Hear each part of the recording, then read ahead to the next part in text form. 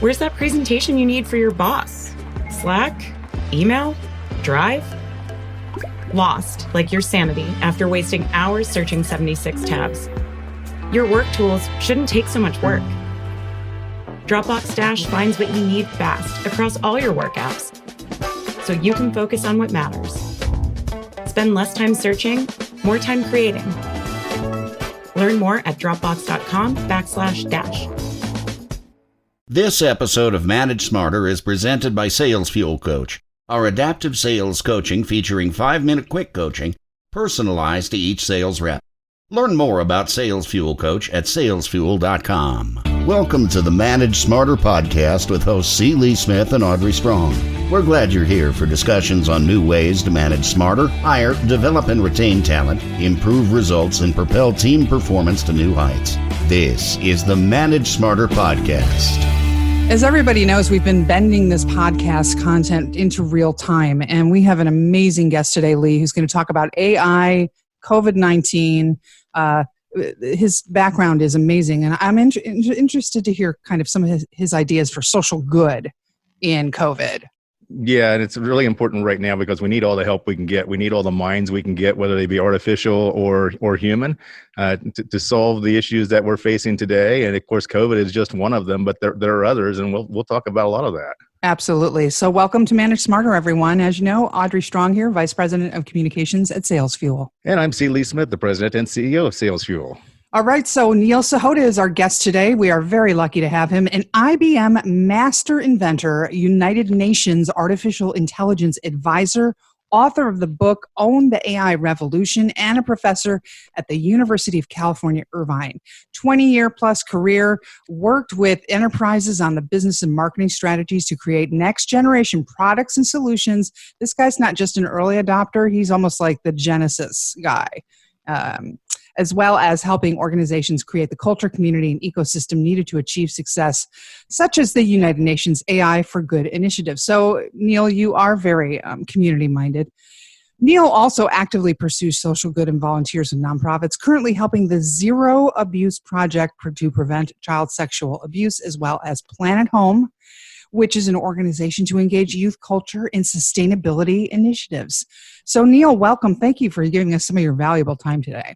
Hey, thanks, Audrey. Lee, really excited to be here. Great to have you. Great to have you. So the first thing we want to do, though, is Lee and I were chit-chatting before you joined us in the room here, is have you define artificial intelligence? It's kind of an overused, tossed around term. What is it and what isn't it, so we can kind of narrow in what we're talking about? That's the eternal question because the definition keeps changing. Very simply put, AI is a machine that can do some sort of task that requires some level of cognition, requires some level of thought, without the supervision of a human being. So, you think about we always talk about facial recognition or understand natural language, but there is a lot of hype out there, but there are actually a lot of incredible AI solutions. Like there's an AI associate lawyer that can read court documents, a complaint, actually generate deposition questions, interrogatories, file court papers. You got another one that's actually very good at we call artificial empathy, the ability to read the emotional state of a person. Oh, wow. Coach another human on how to speak to that person and say, this person is very auditory and they care more about details over fun or feature. And so you need to use these types of words and focus the conversation on these aspects for them.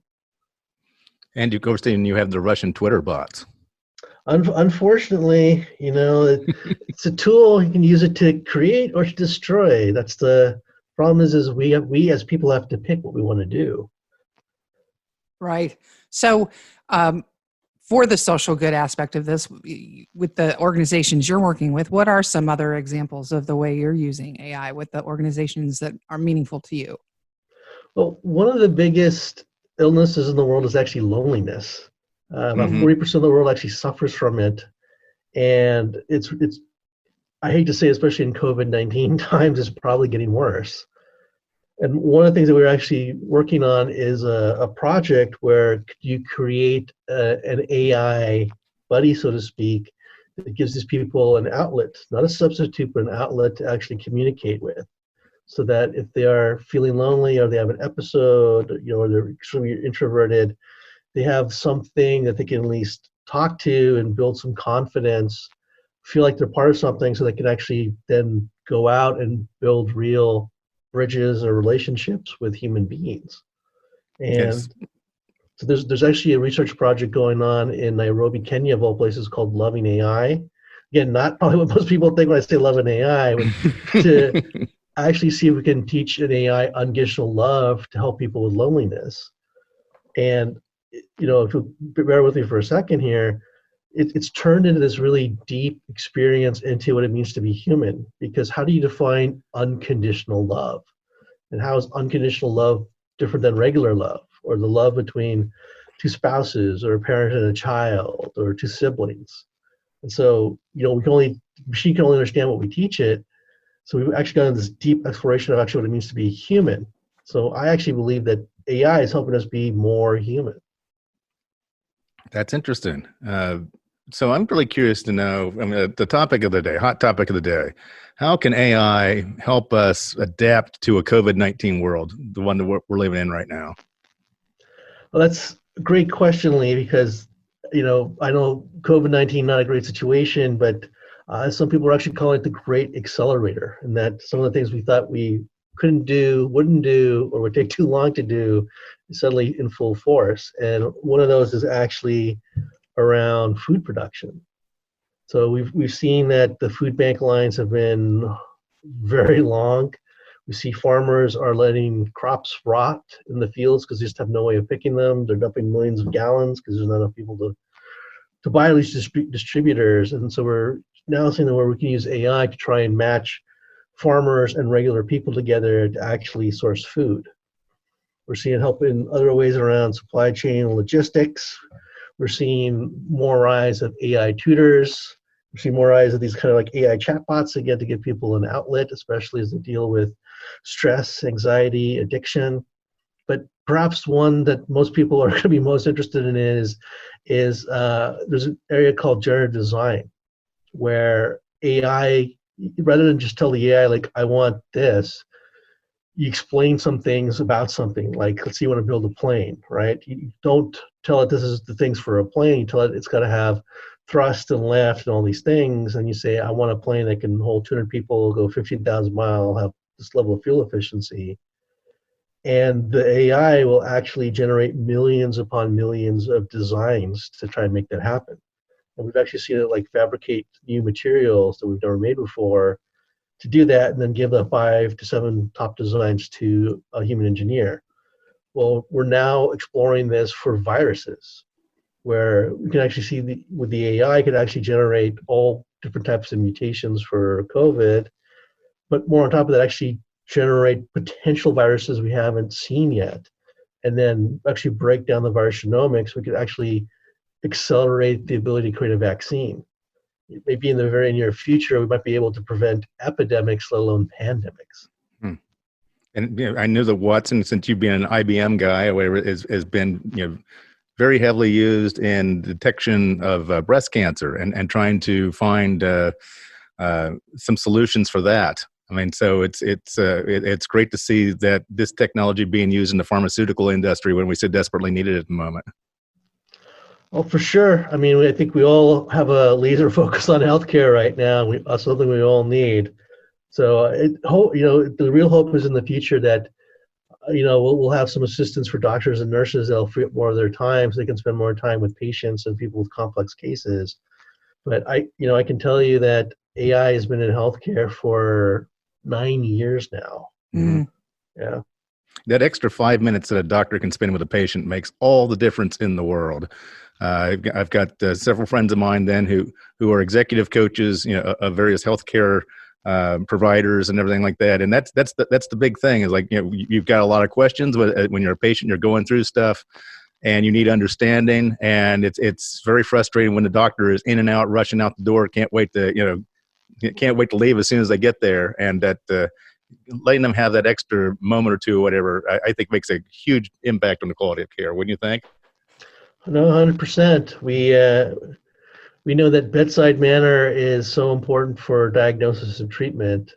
I actually had a cousin that was asked to consult on a case, and they were trying to figure out, and he's a pulmonary cardiologist, and he actually spent like 30 minutes with the patient and wound up discovering this person liked to drink out of some cup they made 30 years ago.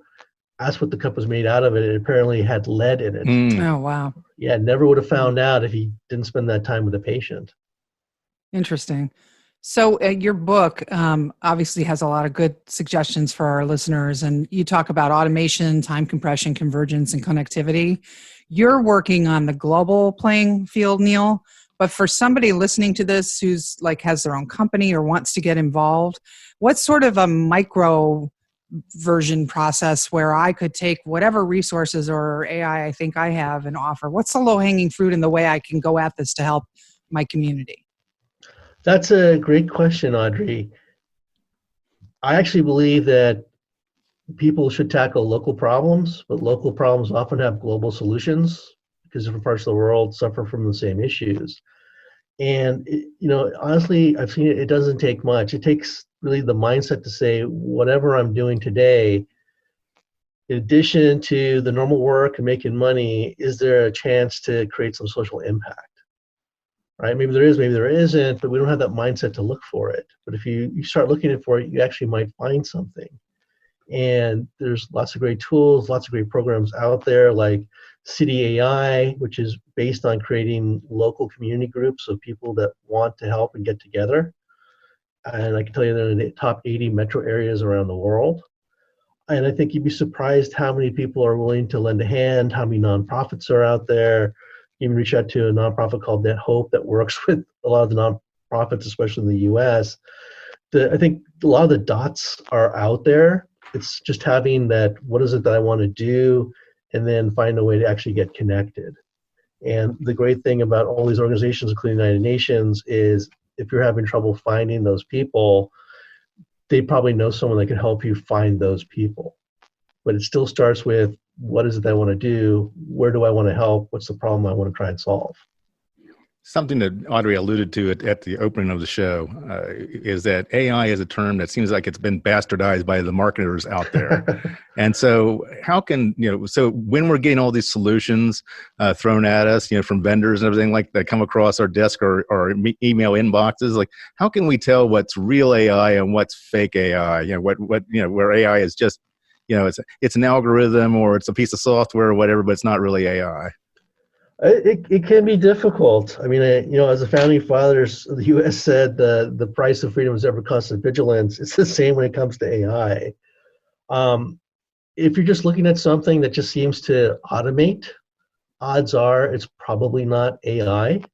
If you're looking at something where I'm doing we call it augmented search. I'm asking a question and it's looking up an answer, probably not AI, maybe a little bit of machine learning, but not necessarily AI. Real AI really comes into play when we're actually trying to solve complex tasks or problems. And that's the beauty of AI is we can ask it something we don't know the answer to, and we'll actually try and figure it out. And so I always say when it comes to AI, look and see, does it have that ability to learn and answer those types of questions? Does it understand natural language like the way we talk? Like I can have a regular conversation with it. I don't have to worry about keywords or anything like that. I mean, you try putting in Google, show me restaurants near me, but not pizza. It'll give you a bunch of pizza places, right? Because it just sees the keyword. AI will understand the context of what you're saying. The truth is, a lot of the AI, we actually all use AI, but a lot of it is actually behind the scenes. It's kind of the inside engine that we don't see that often. So I wouldn't get too concerned about what is AI, what is not AI.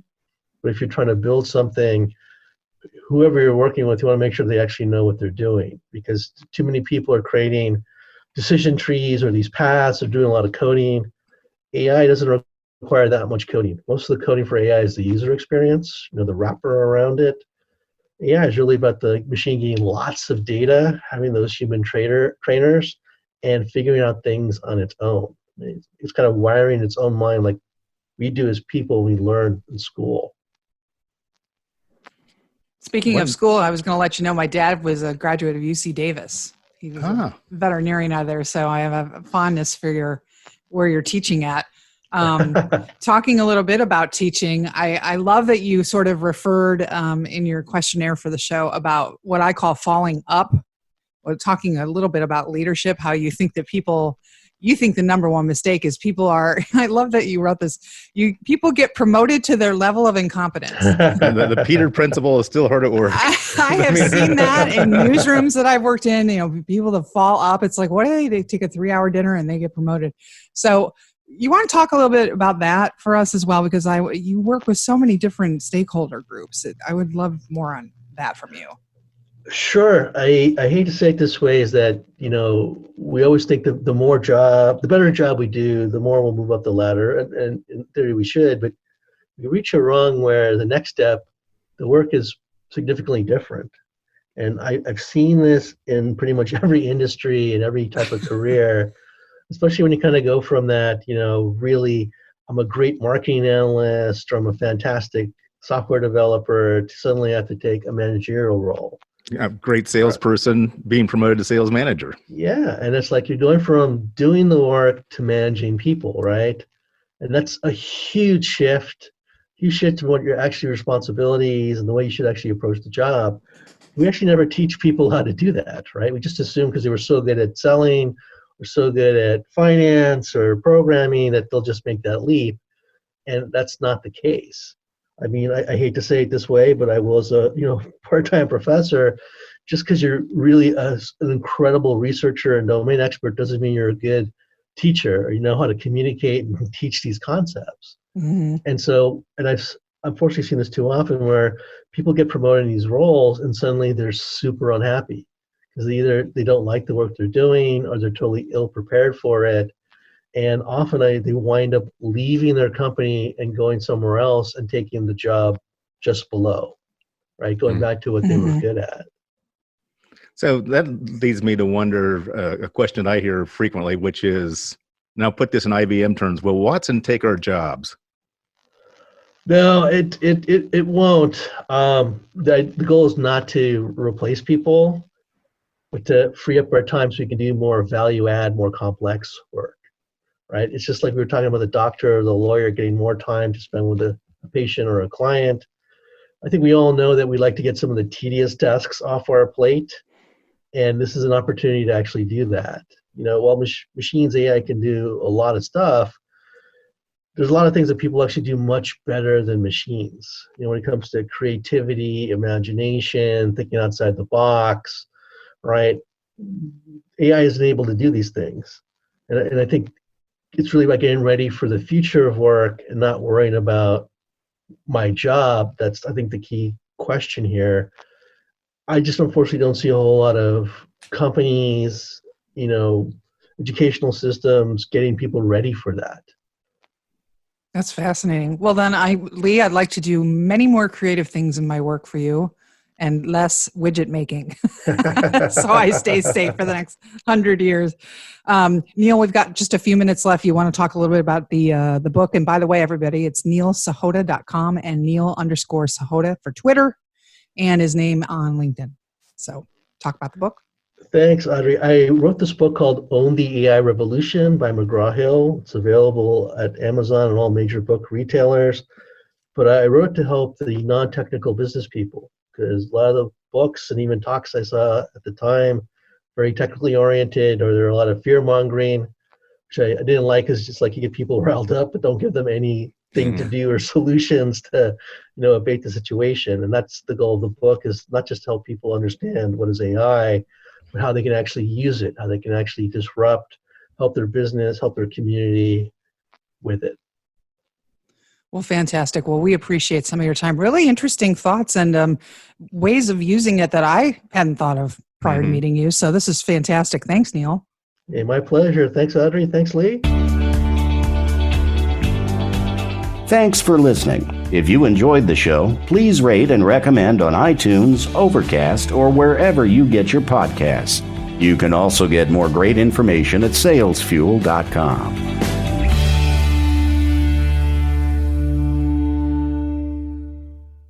This podcast is a part of the C-Suite Radio Network. For more top business podcasts, visit c-suiteradio.com.